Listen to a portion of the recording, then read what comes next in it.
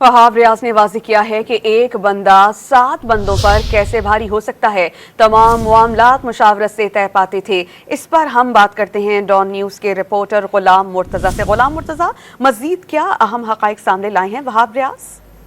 जी, गुज़िश्ता रोज़ selector Wahab Riaz को उनके ओहदे से सुबकदोश कर दिया गया था, तो अब उनकी जानिब से वहाब रियाज की जानिब से एक बयान दिया जा रहा है कि सिलेक्शन के हवाले से तमाम जो सिलेक्शन कमेटी के मेंबरान थे वो एक पेज पे थे। एक बंदा 7 बंदों पर कैसे हैवी हो सकता है, ये वहाब रियाज की जानिब से एक ट्वीट किया गया और कहा गया है।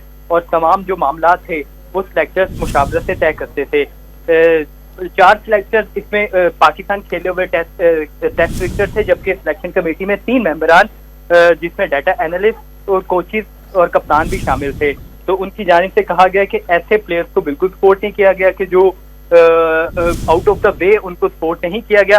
और सिलेक्शन के हवाले से तमाम मामला जो है मिल बैठ के सिलेक्टर्स और दीगर जो सिलेक्शन कमेटी में लोग अफराद शामिल थे तो वो करते थे। तो उनकी जानिब से ये भी कहा गया कि शाम को एक अपना बाकायदा तौर पर वो बयान जारी करेंगे जिसमें तमाम मामलात की वो मामलात वो सामने लाएंगे मीडिया के सामने भी, जो पहले सिलेक्शन कमेटी के हवाले से होते रहे थे। और सिलेक्शन के हवाले से तमाम डॉक्यूमेंटेड मीटिंग्स भी मौजूद हैं।